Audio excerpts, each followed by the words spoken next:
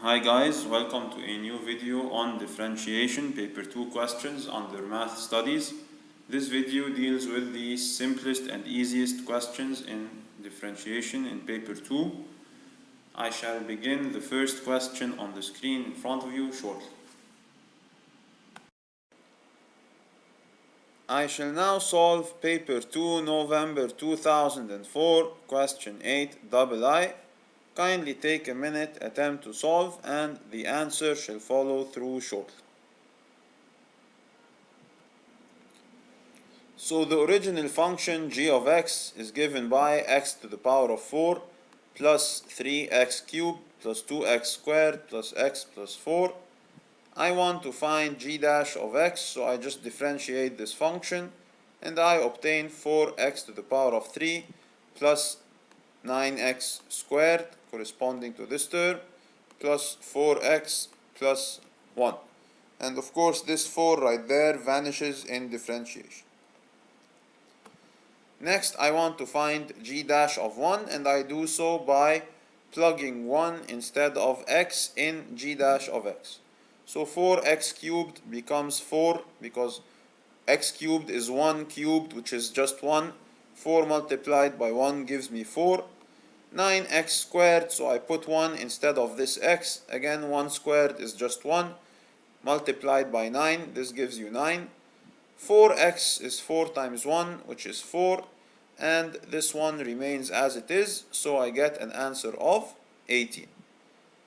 So take a minute to write this down if you will. I hope you have found this basic question easy to understand.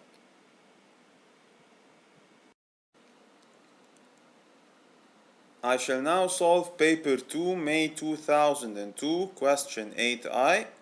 Kindly take a minute, attempt to solve, and the answer shall follow through shortly. So in question I, you are required to find dy by dx given that y equals x cubed plus 3x squared plus 3x plus 4. So the derivative of this black function right there is given by this blue function. And this is straightforward. In I, you are required to find the gradient of the curve when x equals negative 2. So I shall simply plug negative 2 into the equation of y dash, because y dash represents the equation of the gradient. So if I plug negative 2 into the blue equation and evaluate, I get 3. Hence the slope or the gradient when x equals negative 2 is found to be 3. Triple I requires for us to determine whether the function is increasing or decreasing when x is negative 2. So since the slope is positive, since 3 is a number bigger than 0, hence the function is increasing. If the slope were negative, the function would be decreasing. IV says find the values of x when the gradient of the curve is 3. So the gradient of the curve is given by y dash. And I am told that it is equal to 3 and required to find the values of x. So I need to solve for x in the equation y dash equals 3. So I shall equate this blue function to 3. And some simple algebra, and I get these two factors. Hence the values of x are negative 2 and 0. These are the values that would solve this equation right there. Of course, you could have used the GDC to solve this, but this is very simple, so I think a manual approach would be quicker. Anyway, question V requires that you find the x-coordinate of the point of inflection, and points of inflection are no longer a part of your curriculum. So copy this down if you will. This concludes our question.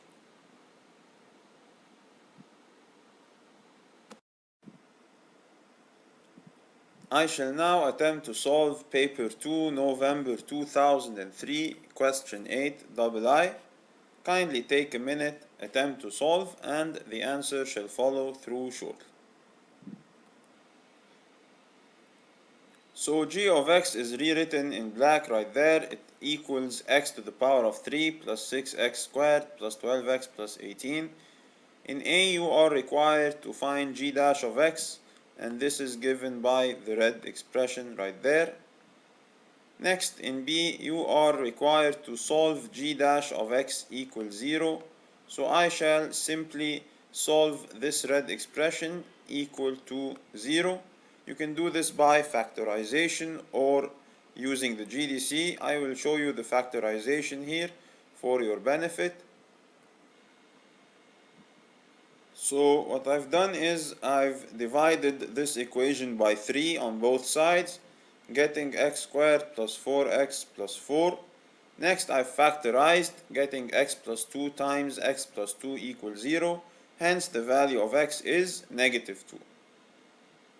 In Ci, I'm required to find the values of g dash of x when x equals negative 3 and 0. So I shall simply substitute these values into the expression of g dash of x. So when x equals 3, I get a value of 3. When x equals 0, I get a value of 12 in g dash. In double I, I'm required to state whether the function is increasing or decreasing at these values. So these are of course the same as the values in I. So since the two values are positive, positive slope means the function is increasing. I just want to show you a useful trick in order to find the values of Ci without having even to differentiate using the GDC. So let's take a look. So I've written the function on my calculator. There is my window for your reference. I shall click on trace. There is my curve. So in order to find the slope at x equals negative 3, I shall simply press on second trace dy by dx. Again, second trace dy by dx right there. And I shall click on negative 3. I shall write that down on the calculator. And the calculator tells me that the slope is in fact 3 as we have found. Next, I can repeat the process for when x is 0. So second trace dy by dx 0, and this calculator tells me that the slope is 12. So this is a technique to find f dash at a certain number without even having to differentiate. However, you shall usually have to differentiate in another question anyway, but the calculator has a way of finding the numerical values for you without calculation. In double I, I'm required to state whether the function is increasing or decreasing, and we said because the two values are positive, hence the function is increasing in both. So this concludes our question. Take a minute to copy this down if you will. I hope you have found this easy.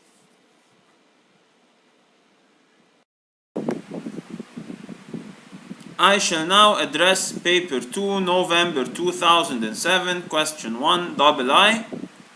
Kindly take a minute and attempt to solve, and the answer shall follow through shortly.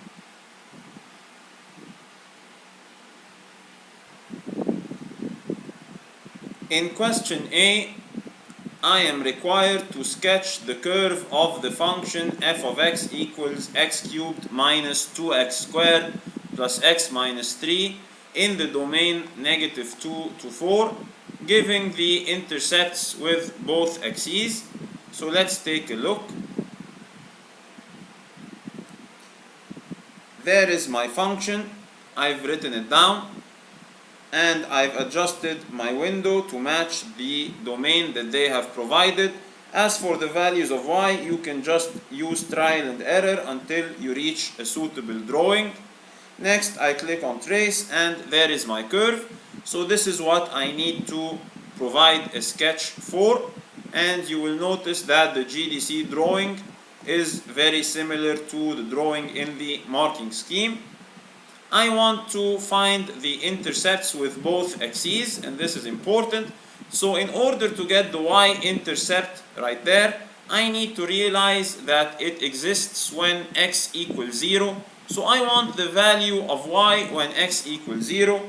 So I press on second, trace value, and x equals 0. And the calculator tells me that y equals -3 when x equals 0. Hence, the y-intercept is -3. In order to find the x-intercept, I use a calculator function that is designed for this purpose. Second, trace, find the 0 of the graph. So there is my left bound, excuse me, let's do this again. Second, trace, find the 0. The left bound shall be somewhere to the left of my x-intercept,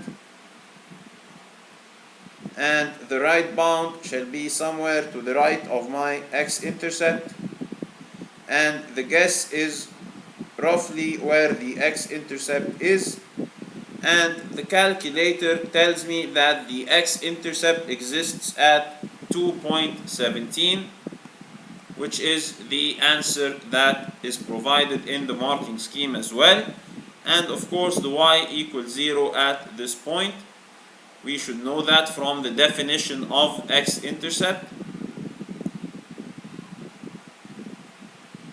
So in question B, I am required to sketch on the same diagram the line y equals 7 minus 2x and find the coordinates of the point of intersection of the line and the curve. So I've written this down as a second equation on my calculator, and I shall click on trace.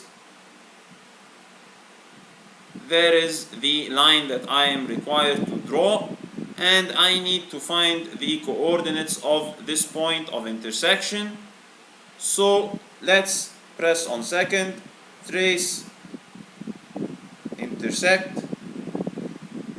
I need to drag the cursor through the first curve somewhere close to the point I want, and same thing for the second graph, somewhere close to the point, and the guess is that the intersection is there, and the calculator tells me that the intersection is at 2.445 or just 2.45 to 3 significant figures, and the y value is 2.109 or just 2.11, again to 3 significant figures.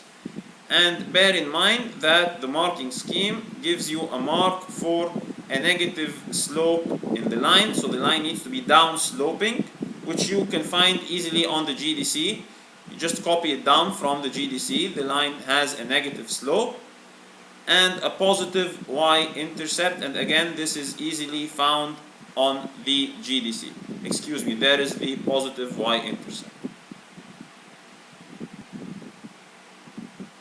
In question C, I am required to find the value of the gradient of the curve where x equals 1.7. Of course, one approach is to differentiate and plug in 1.7. However, you can just use your GDC in order to find the numerical answer. So I shall press on second, trace, find dy by dx, and I shall type in 1.7, and the calculator tells me that the slope is 2.87. Never mind 0001, this is a machine error, just ignore it. Whenever you find a lot of zeros like there, you just ignore the number that comes after them, and the answer is just 2.87. This is my slope. So this concludes our question. Take a minute to look at the answer. I hope you have found this useful.